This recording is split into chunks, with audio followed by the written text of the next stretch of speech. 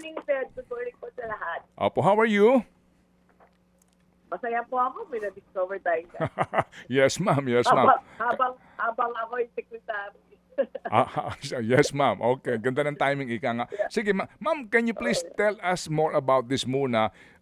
Sino po ang nagtulong-tulong para ma-discover ito at gaano katagal ang ginugol nila para ho ito ma-discover? Alam mo, eto po, maganda pong tanong yan. Kasi alam mo, dati kasi yung Malampaya, mga consortium yan ng iba't ibang kompanya, ng mga foreign companies, ano.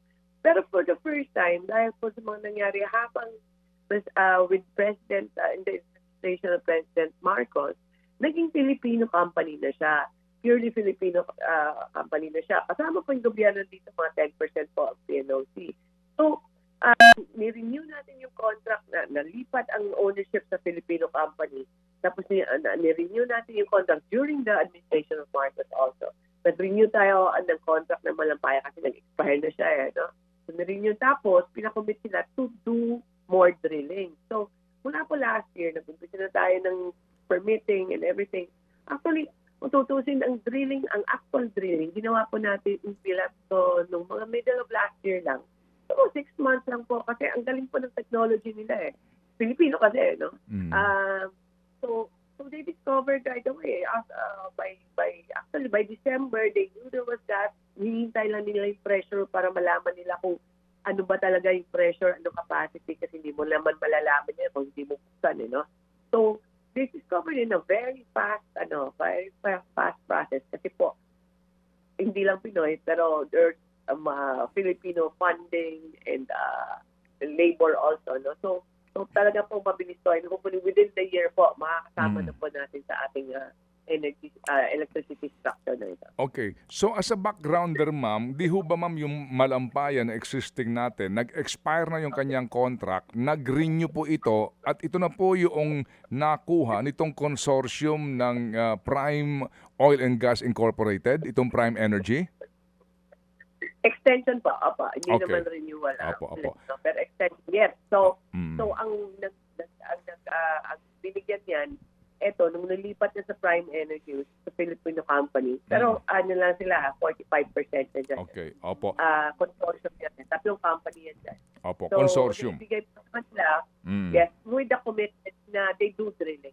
Okay.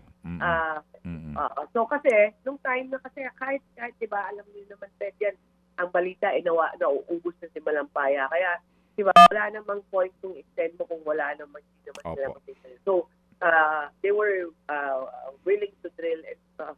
Buti na lang at we're successful. Opo. Sige. So, ito hong ating existing Malampaya, sa inyo po bang pagkakaalam, ilan na lang po ang volume na available dito na maaari pong ma-harvest nito pong Prime Energy Consortium na ito? Gaano na lang ito katagal? Apa, yung original, yung ngayon po, kung hindi tayo nakadiscover po, mauubos na yan by 2027 or 2028. Mga 2 taon na lang sana, Ted, no? So, eto, dahil nakadiscover tayo, hindi ganun kalaki, ano? Talagang malaki yung Malampaya, major yung Malampaya na yun. But with the discovery, ma-extend natin another 7 years siguro. So, mga 2035. Okay, sige po. So, Ma'am Secretary, ito pong sinasabi na ito ay located lamang 5 kilometers east of the existing Malampaya gas field natin. Yung pong infrastructure dito, gaano katagal ho ito bago ho mapakinabangan natin yung oil find na ito? Paano po? Tinanong ko rin yan sa kanila, within the year daw kaya nila. Kasi hindi naman ganun kalayo. Hindi naman sobrang laki yung infrastructure. Lalatag lang yan nila yung pipeline with all the technology they have. So within the year, pwede na siyang makonect. Hindi po to yung ibabato sa Batangas, halimbawa, no? Na sobrang layo. They will disconnect it to the existing structure of Malampaya po. Okay, so idudukto na lang po ito.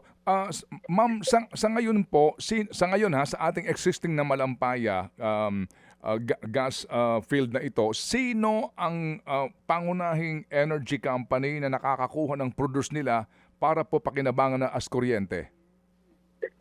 Okay, so So yung gas kasi, energy is energy. Fuel is fuel. Ano? It does not matter naman kung kasi tawag dito, meron tayong mga gas-fired power plants dito sa Pilipinas. Pero kukunti lang. Meron po dyan sa First Gas, meron din doon sa mga ilihan, no? Meron po mga 7, kung hindi ako nagkakamali. So ito po yung pwede pong kumuha ng indigenous gas natin.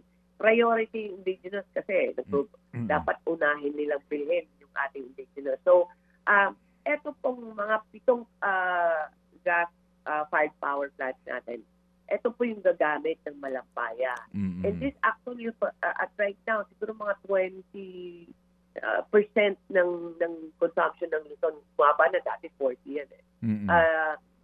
20% of the consumption ng Luzon, ito yung pinuprovide ng Malampaya eh. Pero hindi lang po kasi Malampaya ang ginagamit kasi nag-i-import pa tayo dahil kulang. So, dapat talaga mag-produce pa tayo ng more gas para lalong bumaba yung presyo. So, the companies or the power plants that will use this are the gas-fired power plants na existing po sa atin. Opo. So, kumbaga, itong existing ngayon na siya ho namang kumukuha ng supply sa Malampaya gas field na ating original, sila pa rin po may priority kasi nga sila ang mayroong kapasidad.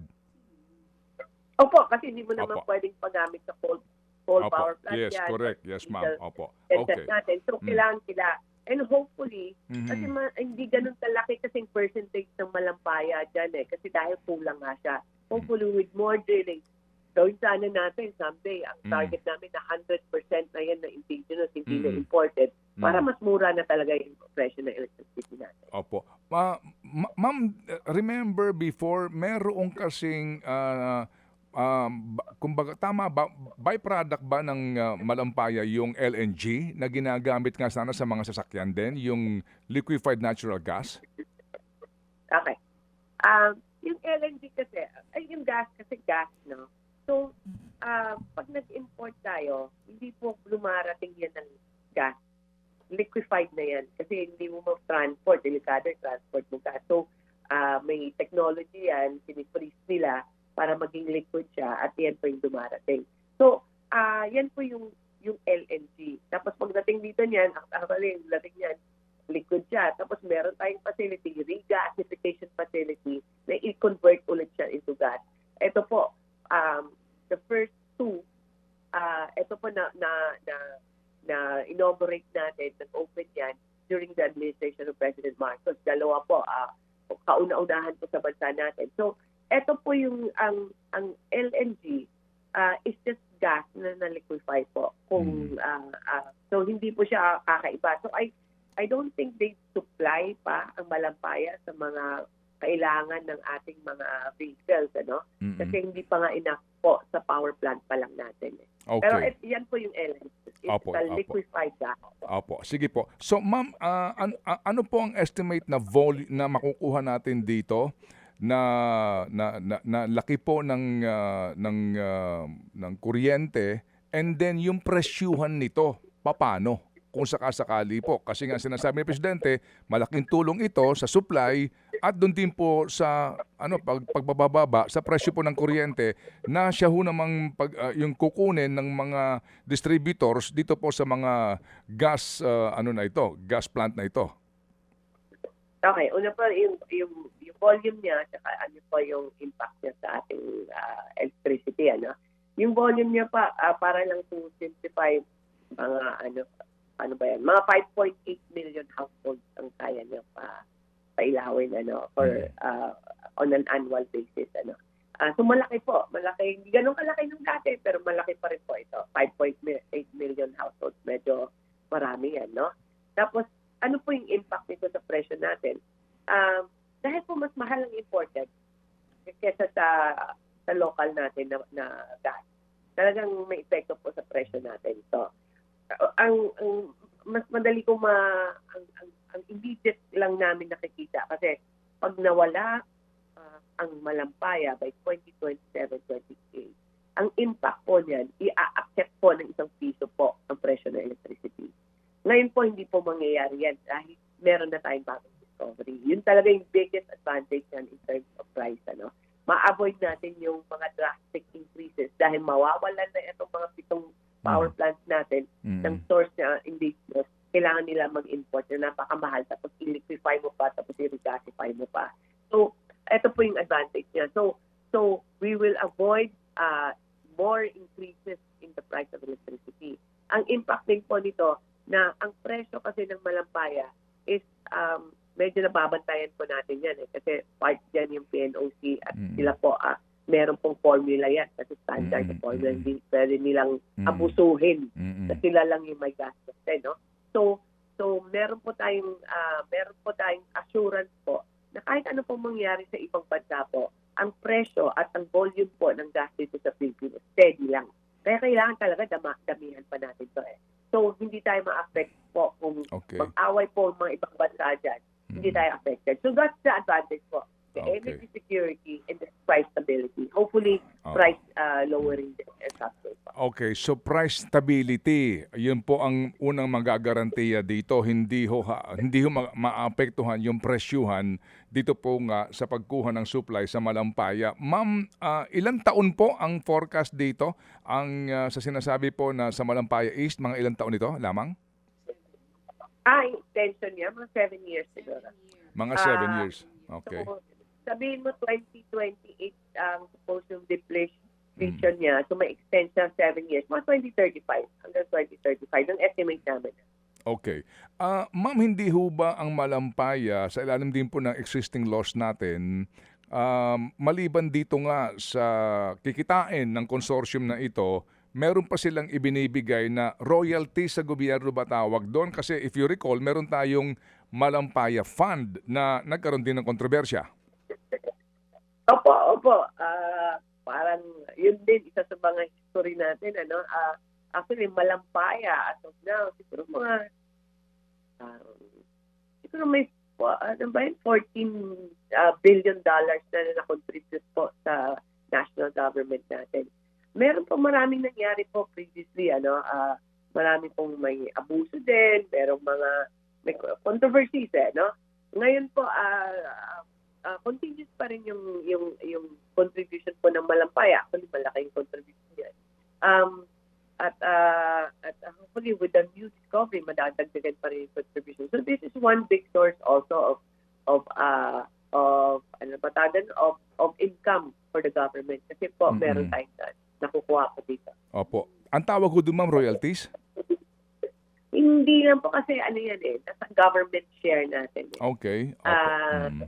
Merong share ang gobyerno sa kita nila. Opo. Automatic yan. Kaya po, kailangan gobyerno talaga part ng project na yun. Kasi, like, pag nag-renew tayo or nagbigay tayo ng kontrata, kailangan may contribution. Meron silang binibigay sa gobyerno. Mga $14 billion yata yun over the years. Malaki po yan. Laking tulong yun. Marami po yung mga hospital at classrooms ang natutulungan ng Malampaya kasi ang laki ng contribution na po sa ating bansa. Opo. Pero yun bang pera na nakukuha galing sa Malampaya, meron ba specific na purpose lamang ito? Gaya po ng dati na hindi mo maaaring gamitin para sa farm-to-market roads o anumang pong mga NGOs na kung saan po na-involve nga yung dati pong Malampaya Fund dito sa skandalo? Opo, dapat kasi yun, energy-related naman. Kasi this is, Malampaya Fund is also supposed to ensure our energy security. So, depende po yan sa administration, so interpretation nila. Pero dito po sa leadership ni President Marcos, they're very conscious about that. Ang nangyayari lang that it goes directly to the national government. Hindi po sa DOE, hindi po namin nakita yung funding. Pero pina-follow naman po yan ng national government kung ano po yung purpose of Malampaya. Kaya for example po, ngayong year po, fundingan po ng national government, yung survey namin na parang survey kung ano yung resource ng Pilipinas, kung meron pa ba tayong gas or oil na potential dito, para po dumami po ang gas and oil indigenous resource natin. At mapakita natin sa possible investors na ito po, punta kayo dito kayo mag-invest, dito kayo mag-explore. Kasi meron po ditong area may potential. So, the government is also increasing its funding on energy because of Malampaya. Opo. Pero ma'am, sa ngayon ho ba, would you know, mga magkano na po ang kinita ng gobyerno dito po sa extended contract ng gobyerno ng PNOC Exploration Corporation with the Prime Energy? Bibigay ko yan sa kayo mamaya, Ted, ano? Pero ang total so far na alam ko na na-contribute ng Malampaya over the years is about $14 billion. I'll give it to you. Opo. Billion din yan. Malaki din yan. Opo. Hindi po yan napupunta sa mga other, kung ano-anong project. Kundi it goes directly to the national government. Part na rin po yan ng mga spending natin. Okay. I'll look for it lang. Opo. Sige po. Okay, sige. So, yan po ang magandang balita at aasahan natin bago pa man po maubos itong kasalukuyan natin ng Malampaya gas field existing, ready na po pakinabangan tong Malampaya East na ito. Yan po ang inyong ginagarantiya, Secretary. Hindi siya mauubos ang Malampaya at meron po tayong gas sigurado na atin at para lang sa atin for the next 8 years. So malaki po yung impact nito and hopefully po dahil po talagang aggressive tayo ngayon maghanap ng mga investors pa. Nakabigay na tayo last year ng 8 contracts para sa oil and gas exploration. So malamang bago pa maubos ito pong bago nating discovery, meron pa tayong bagong papasok na rin. Okay, sige po. Ito si Malampaya, nag-explore pa ng dalawa pa eh. Right now, ongoing yung drilling nila. So, I'm very hopeful about it. We will have our own gas developed by Filipino investors na para lang po sa mga Filipino consumers. Opo, pero ito nga po ay itong mga ginagawang drilling ngayon within the area po lamang ito, no? Dito po sa area ng along South China Sea, no? Wala bang inaasahang istorbo dito ang China? Wala. Alam mo, maganda. Nakapunta na ako 2 beses doon. Steady naman po yung mga Coast Guard natin ng ating mga defense na binabantayan naman. Saka kung may report or kasi minsan meron namang dumadaan-daan, pero wala pa namang threat for them. Pero we are very protective of this. Kaya with coordination po yan ng national defense natin, coordination with DOE, even DNR, talagang po malaki po yung